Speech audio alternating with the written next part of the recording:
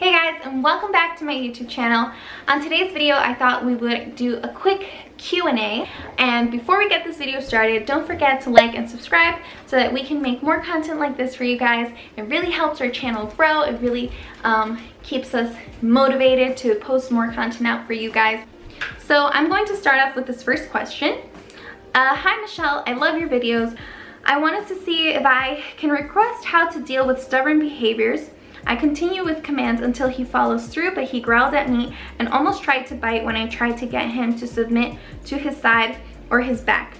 Not sure if you have dealt with this and your dogs. Thank you so much. Okay, so there are a couple of things to unravel here on this question. First of all, thank you for your comment. How to deal with stubborn behaviors.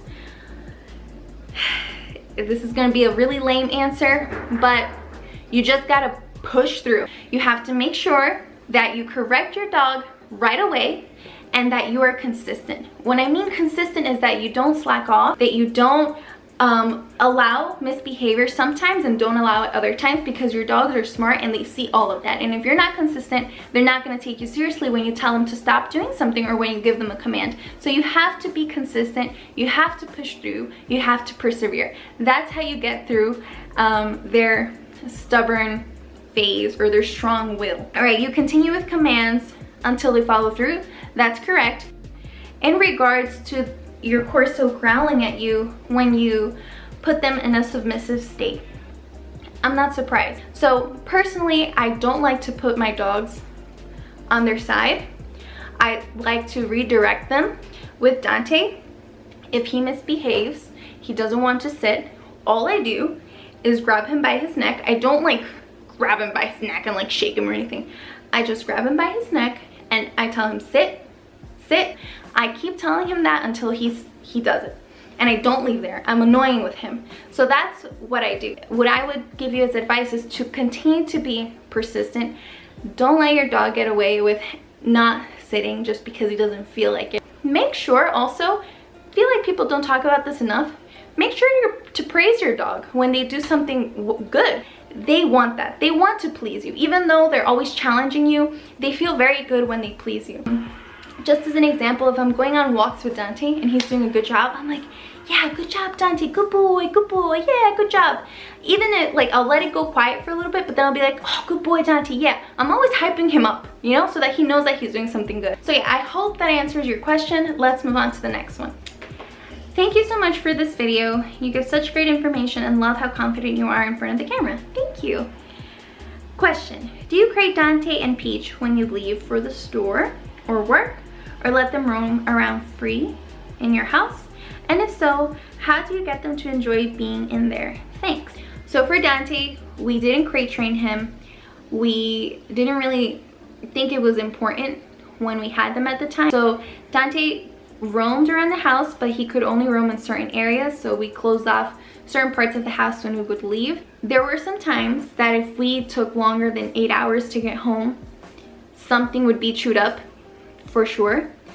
And when those things would happen, I would have, you know, in hindsight, now that I think about it, I believe he would have benefited from being crate trained. But then again, with his epilepsy, it's just something that really wasn't, you know, possible, because now we work most of the time from home. My husband and I take turns took turns to go to work, so somebody was always in home because his seizures are pretty unpredictable, and we were just very concerned with him getting a seizure and just hitting himself or hurting himself if we weren't home. So in the end, him not being crate trained kind of worked out. That's just me being very sincere. But now, under regular circumstances, I would definitely recommend for you to crate train your dog. I'm crate training Peach. Even though we're quarantined, even though we're at home, I'm making sure that she is learning to know how to be by herself, because as you guys know, especially if you guys are Cane Corso owners, these are the kind of dogs that their whole life is just revolved around protecting you and taking care of you. So if you're not there, they really feel like down in the dumps. They're like, what's the point of living? Like, they're super dramatic in that sense, but if you think about it, that's what they were bred to do. They were bred to just take care of their people. So society nowadays, that people go to work, people have things that they need to do. It's something that your dog needs to learn how to adapt to, and they only learn if you teach them. So for Peach, what I've been doing for her, as I mentioned in videos before, and this is actually some advice that I took from Will over at Fenrir Training. By the way, if you want to see any of their classes, if you are interested in learning more about dog training, I do have a link in the description, and if you're interested in having any of those classes, you can use the code Michelle for 10% off. But anyway, so I took advice from those courses, and what I did for Peach is that I would fill up a Kong with the most delicious things in there. Things that she would never have on a regular basis. So I cooked some ground beef, mixed it with like parsley, carrots, anything that I found in my fridge that dogs could have that was tasty and smelly. I stuffed it in her Kong. I think I even put a little bit of peanut butter. I froze it, and anytime that I would put her in her crate to be there by herself, I'd give her the Kong. Or you want your dog to associate being in the crate with this delicious thing that they only get when they're in the crate, so that they think about the crate as, oh, this is actually a really cool place. Like, I get really cool things in here. Like, that's how you get your dog to like it. You just give them something that's very high value. It started off baby steps, obviously. So I would give Peach the Kong. I would put her in there. I'd close the baby gate, close the door. I'd walk out of the room. Everything in silence, by the way. I was never like hyping her up, because what I want her to get used to is the absence of me. So I don't want to bring any attention to me, so I wouldn't do anything. It just, the Kong speaks for itself. So I'd give her the Kong, leave the room, and I would just time it little by little. So like the first like few times that I would give it to her, I'd be like, okay, if she stays in there 2 minutes without crying, get the Kong. And I would go inside in silence, get the Kong, take it out, no big deal, put it back away. And then next time 5 minutes, next time 10 minutes, and you just keep doing intervals like that. Next question is, what worked for nipping at everything? So honestly, I get this question very, very often. For most of the times that I've gotten questions like this, it's come from people who have had puppies. So first of all, the nipping, it's a normal thing. They're excited, they're little, they want you to pay attention to them. You obviously want to address this because you don't want it to grow into like a bigger problem when they get older. Awesome. So first of all, just understand that your dog's a puppy, natural behavior. What I've told many people is that first you want to get your dog to understand to be gentle. So you do this through bite inhibition. You teach your dog bite inhibition by giving them treats, never with your palm open, always closed, and kind of poking out through your little finger holes. Alright, anyway, whatever. Through your little crevices in your fingers. I don't know how to say this.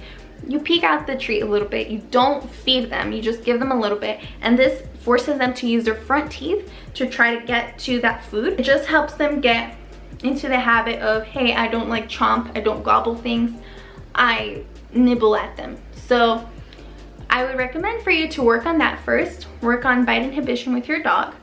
Next is try to pay attention to the moments that your dog is nipping. Is your dog nipping for attention? If that's the case, redirect their attention. Get them to do something else. What I would do with Peach, if I was working at home and she just started nipping at me and I'm busy or whatever, I would grab a toy. I would grab a toy and like be with one hand like taking up phone calls or whatever, and just like playing with the tug with her. That's what I would do to get her out of that, hey, I need to nip for attention. Once she learned sit, I would make her sit. I would get her attention, make her sit, redirect her attention from that nipping behavior to put her in a sit, and then I would give her a toy so that she can like tug on, or a bone, anything like that. If you notice that your dog is nipping too hard, I would recommend for you to start teaching your dog that that's not okay. And you can verbally correct your dog. When they're puppies, they're very sensitive overall.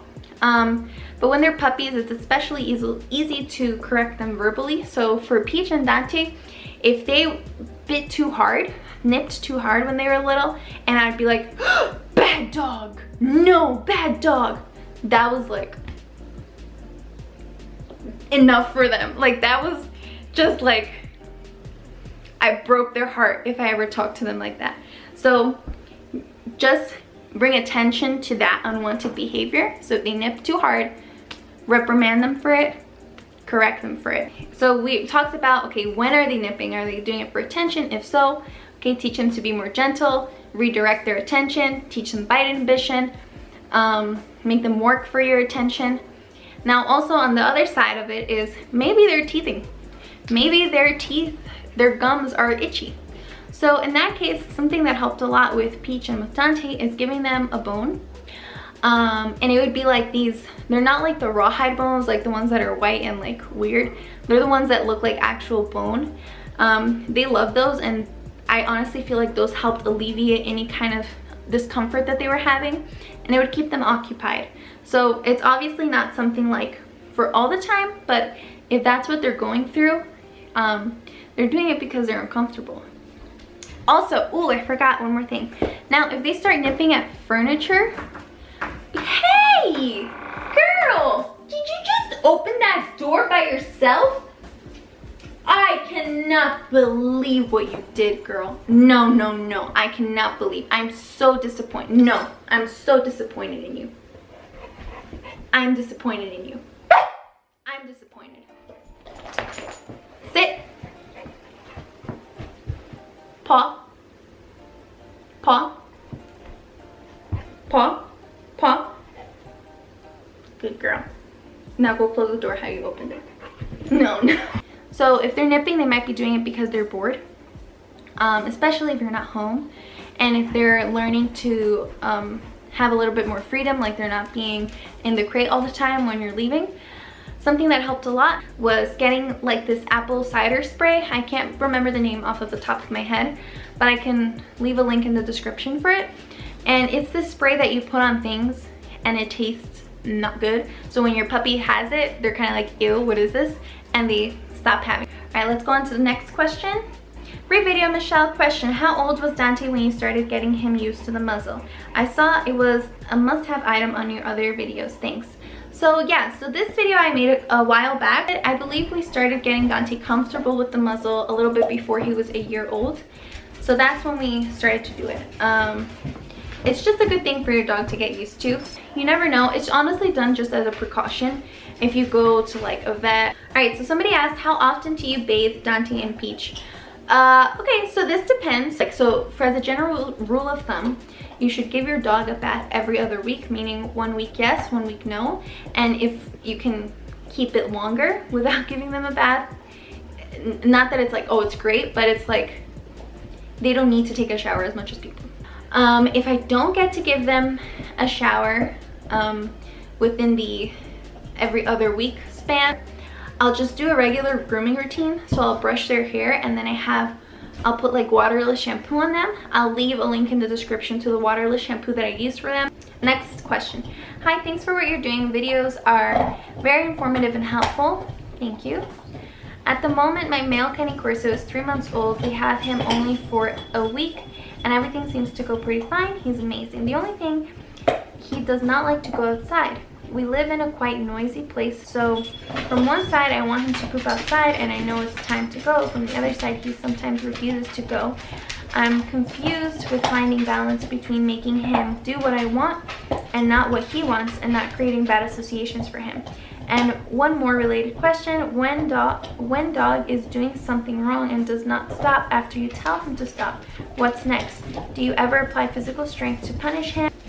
Okay, so he doesn't like to go outside. You mentioned it's noisy. Yeah, I can totally see that happening. He's probably just fearful of things, and what you would need to do in that case is just get him more used to it.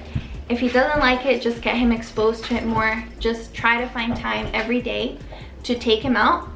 And if he doesn't like a car, just keep walking. As I mentioned before, when Peach was going through her fear phase, I didn't give attention to any of that fear that she was having. If I were to give her attention, she would think that it's a reason for her to be fearful about something. Show them that it's nothing to worry about. With your body language, you're not freaking out, you're not giving them attention, and that's the end of that. That's gonna help him tremendously already. You're having trouble to get him to go potty outside. So once you start getting him more used to the cars, to all of the noises, I think that that's going to get easier as well. So he's going to start feeling more comfortable. If he's feeling anxious, he's not going to want to poop.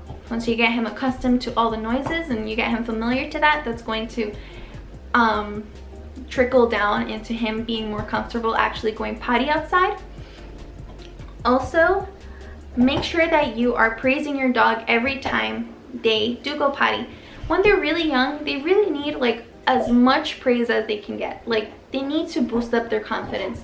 They don't know things. They're like little puppies. They're just kind of like walking around in space, like they have no kind of direction. So you really need to be there to let them know that this is what you want from them. If I ever use physical force or punishment to get them to stop doing something that they don't want. So honestly, at 3 months, there's no need for that. It should be enough with verbal correction or just redirecting their behavior or just not giving them attention anymore. At 3 months, it would be way too young to be using anything like a slip lead, a prong collar, or anything of that nature. So what I would recommend for you to do is, if you want your dog to stop doing something, verbally reprimand them. Make sure that it's different.